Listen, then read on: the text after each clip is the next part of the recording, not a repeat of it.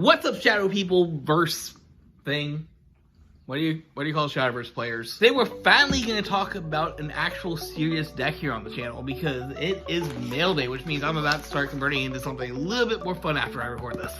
When I put my unboxing sword, thank you to the person that sent this. They'll be unnamed because it's not an official vendor, it's just unofficial vendor, whatever. Shut up. Bubbles! The main haul's coming from 50 cards shop, but you know what? This is another thing I got before the Black Friday sale that doesn't involve another deck I'll be posting soon. And my god, look at all this.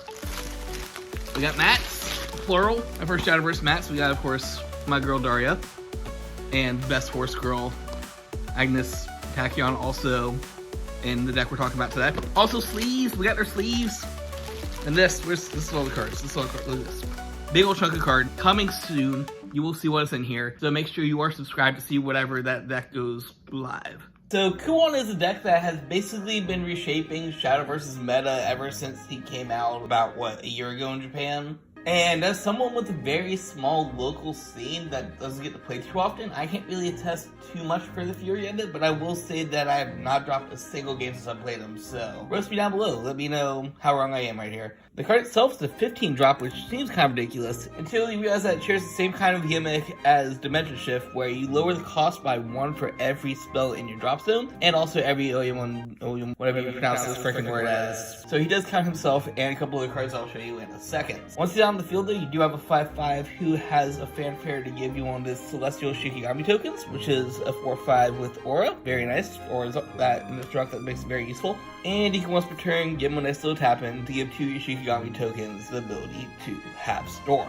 So overall, this is a big boy. I mean, 5/5 is decent enough stats, but it's a big boy that makes you tokens and gives your tokens the ability to protect you and have Storm. As for making those other tokens, we also have 2 of his spell in here, the Shikigami summons, which, guess what, lets you summon a Shikigami. Unlike Kuon himself, who summons big girl tokens, this one summons a little paper guy. Look at him go. And the paper Shikigami is just last words, draw a card, discard a card. This is a cycle, but it's nice to have a little cycle there because once again, you are giving him storms, so you can just poop him into stuff. And like any Spellchain deck, you want to have a lot of cards in your drop zone graveyard. So cycle draw attached to this guy is pretty good. Also, you get to draw a card off this if you have like a lot of spells or Shishigamis, whatever. Cool. It's still very much Spellchain, just with a different flavor. And the final card I run with this engine, I know there are a lot of emoji cards that you can run, but because of the way I run this, I only really have room for it, is the 1 copy of the Cursed Crafter.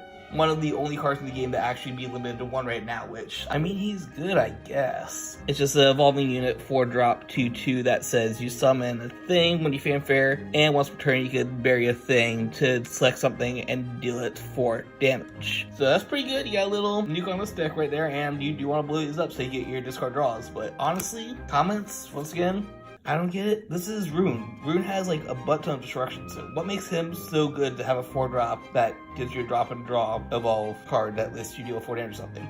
Just feels mid to me, honestly. Also, he's got an evolution, I guess. It's more of the same. On evolve, select something, deal it 2 damage or 4 damage if you got a lot of spells, and then you do the same thing where you just love your Shishigami. So I don't know. I feel so weird about this card being on the restricted list. Like Mr. Dragon Pants, yeah, that card does a whole lot, but this is just more of what the spell deck normally does, so I don't get it, especially on a 4 cost. 4 seems like a lot in a deck where you want to be on a lot of small things. Of course, this is in fact a Spellchain deck, and you already see the map we're using. We have to. Daria is like one of my favorite cards in the game. This is another 5/5 boss, just like Kuon is, so I guess there's your stat line right there. What she does though, for a 6 cost, which does not cost 15, but I mean that's no reduction, you just have to play it turn 6, whatever. You drop your hand, and what you do, you're able to fill up your EX zone with the top 5 cards of the deck. Once again, the EX being your secondary hand, so you just go boom, boom, boom, boom, boom. Yo dog, I can basically play these 5 cards in addition to whatever's in my hand. Then once you evolve her, you're able to select 1 spell and 1 follower, reduce their casting points by 4. So all of a sudden, let's just say these cards right here that I just showed up. Free summons, make a thing. Free this, make a thing. There's 2 tokens, there's a Destruction guy. No one cares, that's literally just the cards that are already out. The real reason that she's in here though, besides just letting you have an extra hand and cheat out cards from an extra hand, is that as long as she or your evolution is out, all of your followers also double up as spell cards. So that gives you a huge buff on your Spellchain effects, which makes it a lot easier to summon this way, or the card I'm about to show you. Absolutely always play a set unless you're playing anything that's not Spellchain.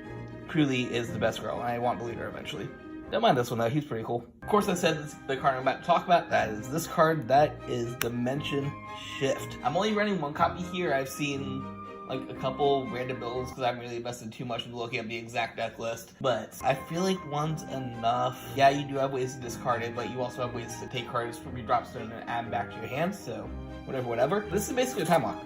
Anyone familiar with taking extra turns, that's what this does. 12 drop, but once again, you could use that cost by removing a couple of spells from your graveyard. So it suddenly becomes a turn 7 card if you're able to take 10 spells out of your game and go boom, boom, boom. Guess what she helps with? This is a very tactical card because obviously extra turns are win conditions, but you have to have something you want to do on that extra turn. And it is still basically 7 costs, even if you play with that reduced cost, so made to work with Daria.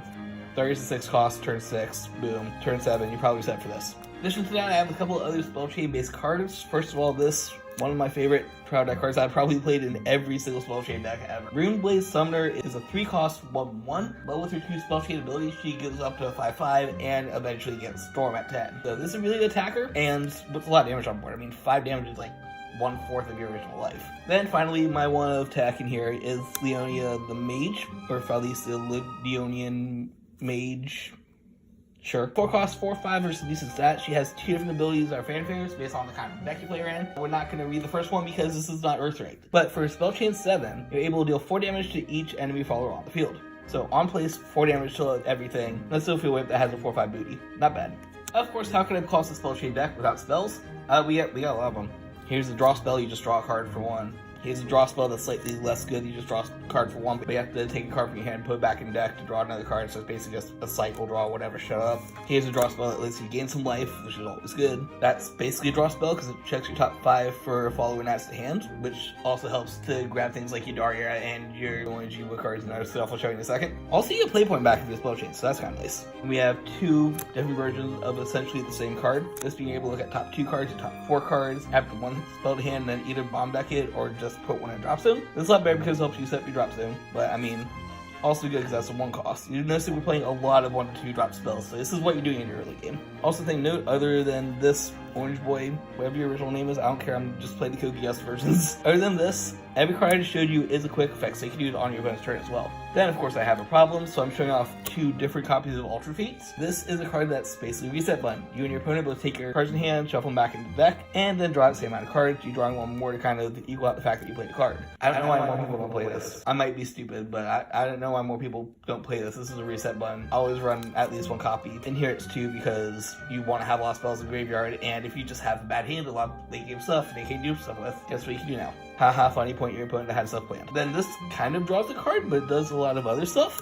It's a 1 of tech multi-part experiment, which guess what has multiple parts. So you can choose up to 2 of these abilities, or all 3 if you're at Spellchain 10. One of them, select something to deal it 3 damage. Part 2, you get to summon this golem guy, who is a 2/3 with ward. Ward's always nice because it helps defend you for a little bit. Or part 3, draw a card, because I'm just talking about draw cards and that seems like it fits in there. So this is really good to have just different options. Gives you a little bit of control, a little bit of draw, and summoning a wardy boy is pretty freaking good when you don't really have too much more in the deck. Only 1 of because it's a 4 cost, but we run 1 of those for reasons. And speaking of 1 of that destroy stuff, I only have 1 Surefire Bullet in here just because Rune by nature has a lot of destruction and control. But very solid card, 2 cost, quick, deals 3 of something, 4 if it's evolved. That's another 1 of destruction generic card that I feel like you should just be at least tech 1 of in every deck because it kills anything. This is great because if you're playing against a deck that, let's say, has a lot of... What's that thing that Heaven is known for?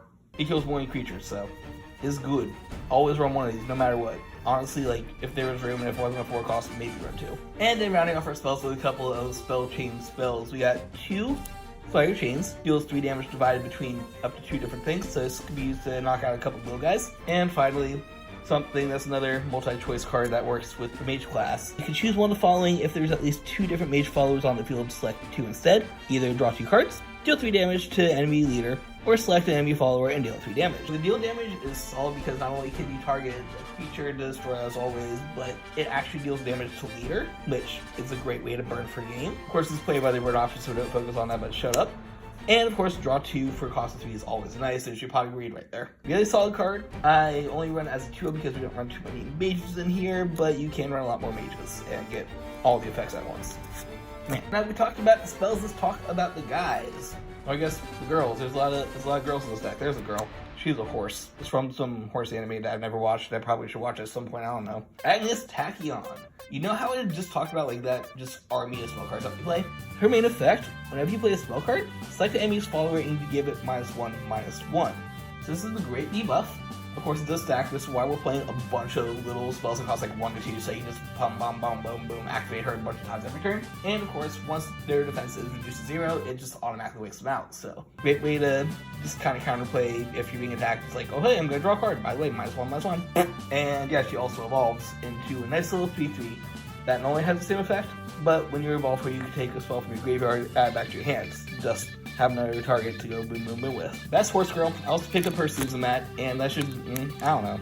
Maybe I'll watch Uma Musume one day. Another classic wizard, we got Merlin. It's just 3 cost, 3/2 as a spell to your hand from your deck, so you just grab whatever you want. Oh, real quick, I should go back to this real quick. You know how I just said a little while ago that you'd be a little worried about just burying the 1 copy of Adventure Shift you run of all this mid-late game? Hey, guess what was in there?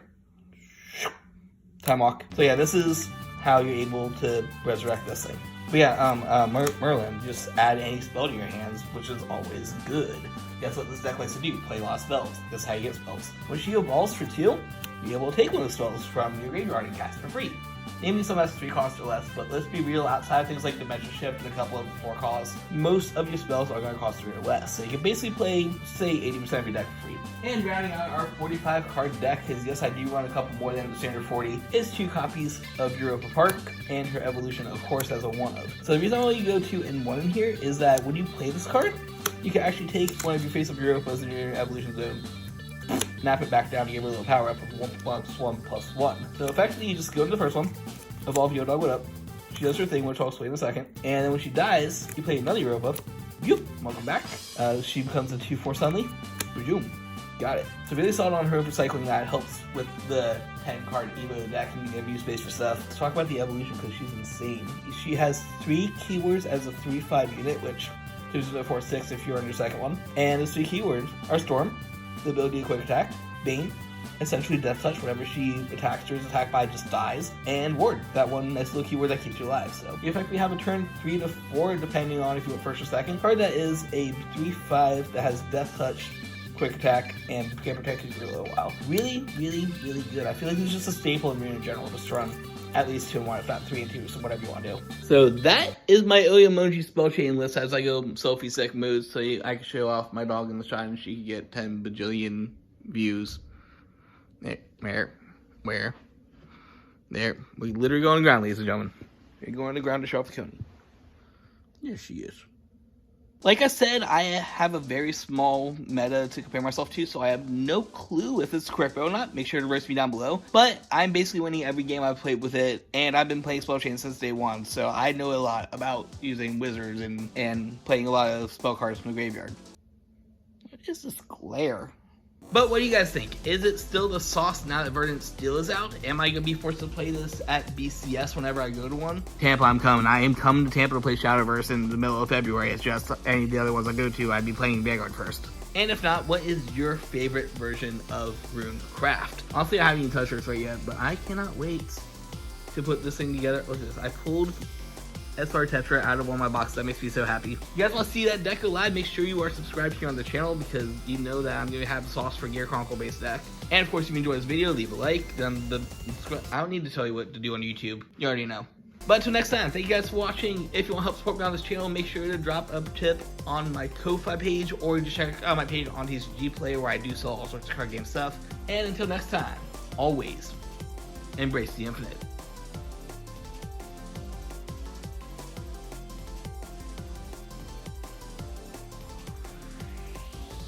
I could actually press the stop button because I'm using my phone.